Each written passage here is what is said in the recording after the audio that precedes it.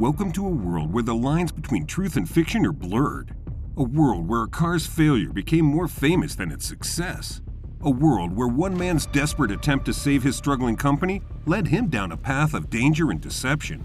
In this gripping story, you'll witness the rise and fall of a company that dared to challenge the status quo, and the shocking events that ultimately led to its downfall. A founder was caught in an FBI sting, accused of trying to sell cocaine to save his company, a scandal that shook the world and shattered the dreams of many. But that was only the beginning of the story. As we explore the legacy of the DeLorean DMC-12, we'll take a closer look at its role in the iconic movie Back to the Future and how it captured the hearts of millions around the world.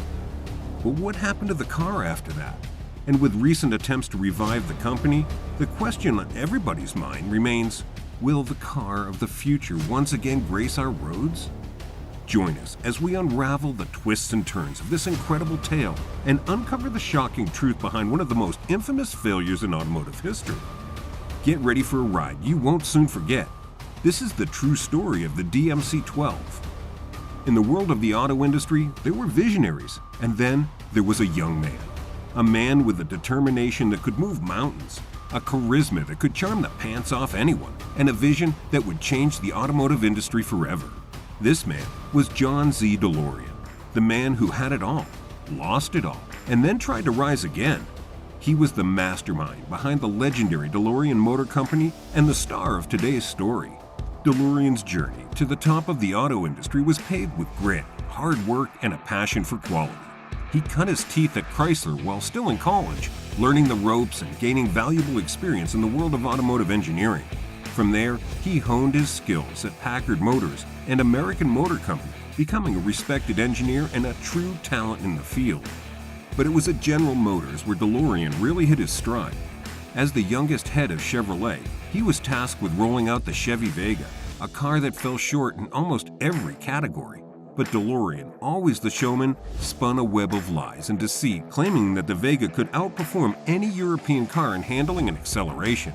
And to the shock of everyone, his claims helped the Vega win Motor Trend's Car of the Year in 1971. DeLorean's star was on the rise, and by 1972, he had become the youngest vice president in GM's history. The public saw him as a 6'4" American dreamboat, a golden boy of the automotive industry.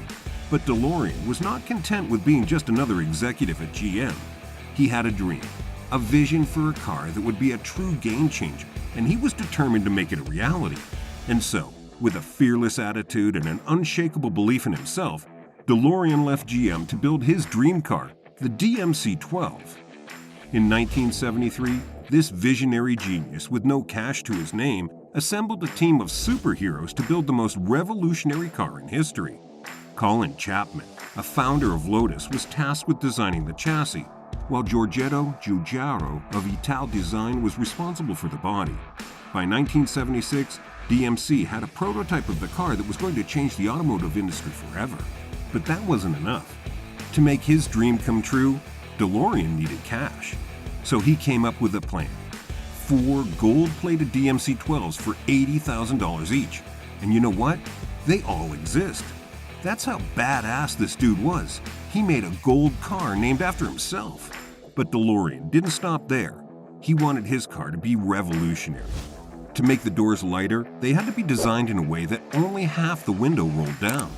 They even had to commission special struts from German Aerospace, and to keep the car light, the body had to be made of fiberglass with stainless steel panels. Unfortunately, they couldn't find an engine that could accommodate the design, so they had to commission one. And so the DMC-12 was born, with a Peugeot Renault Volvo PRV 2.85-liter V6 engine that produced around 130 horsepower. But the story doesn't end there. In fact, it's just the beginning.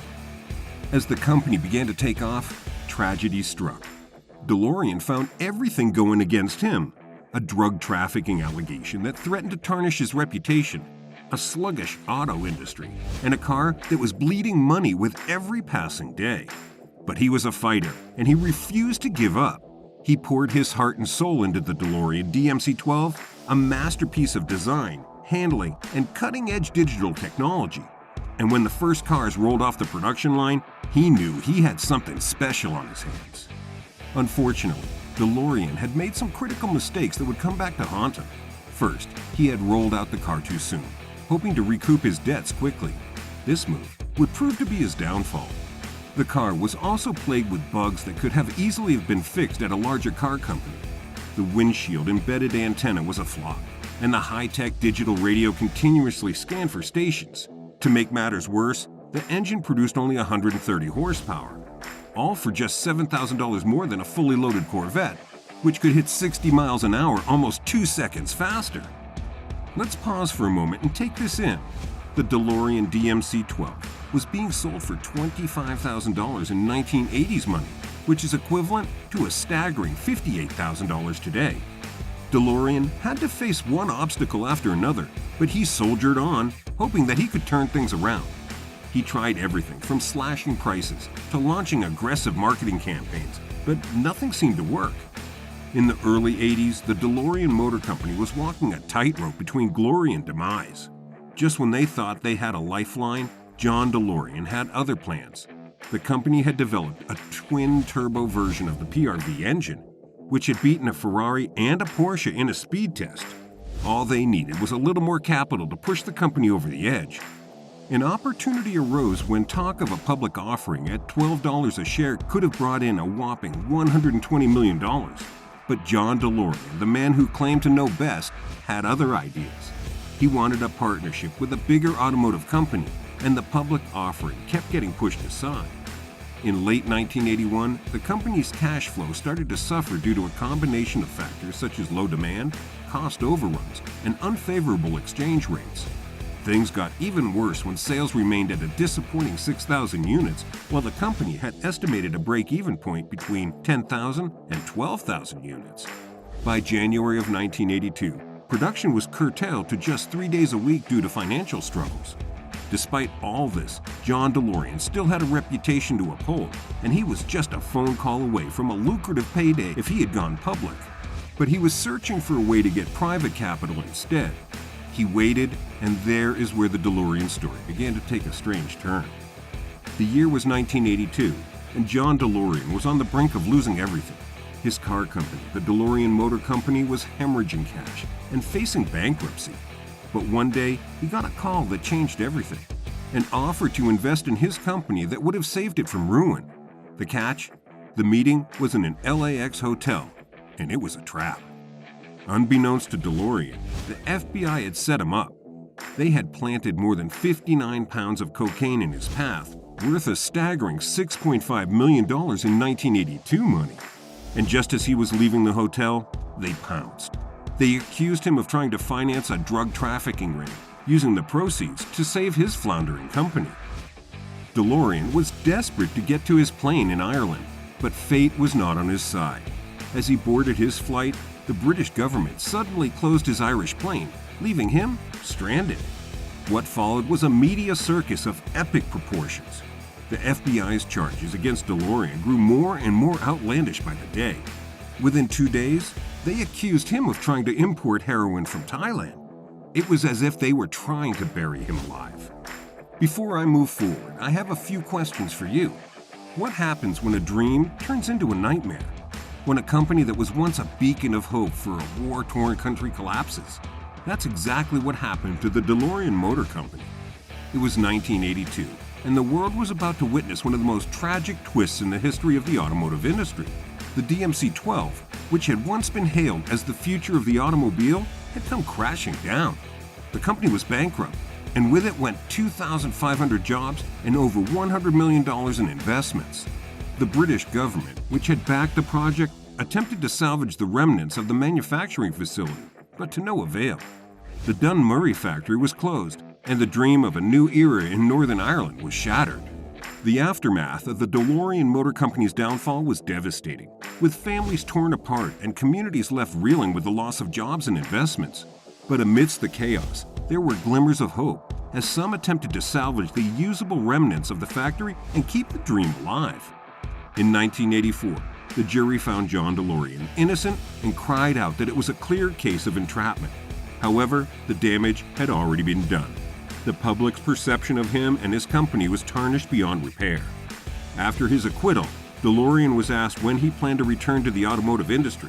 His response was biting and unforgettable. "Would you buy a used car from me?"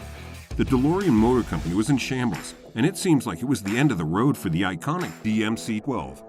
But then, something miraculous happened. The DeLorean was given a new lease on life, not by a team of engineers or savvy businessmen, but by Hollywood.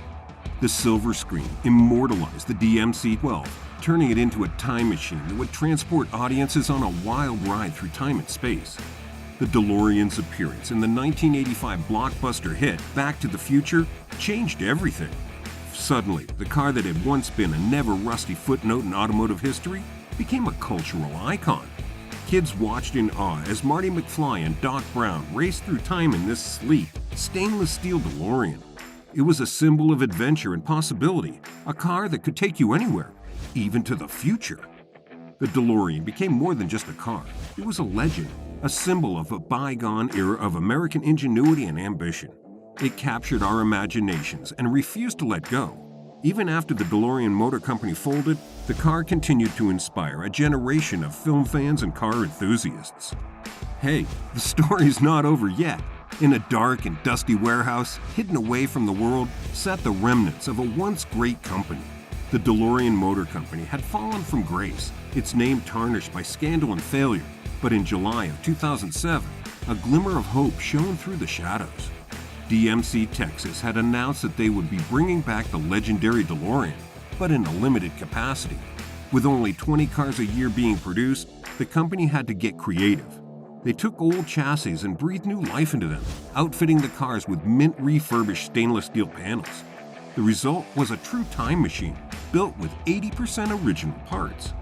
As the years went by, the DeLorean became a prized possession for collectors and enthusiasts alike. In 2009, a refurbished model from DMC Texas could be had for the modest sum of $57,000. But that was just the beginning. In 2015, a new law was signed into effect, and DMC Texas announced that they would be producing replica DeLoreans. The Alpha 5 concept was born, a sleek and futuristic design that had borrowed from some of the best cars in the world. The company had plans to produce 9,351 cars, a nod to the original production run of the DMC-12, but fate had other plans. Supply chain bottlenecks threatened to derail the project, and the company was forced to scale back its ambitions. Instead of nearly 10,000 cars, they would focus on producing 4,000, but even that number is enough to ignite a fire in the hearts of DeLorean fans around the world. For those who thought the DeLorean was dead and buried, the future is looking brighter than ever.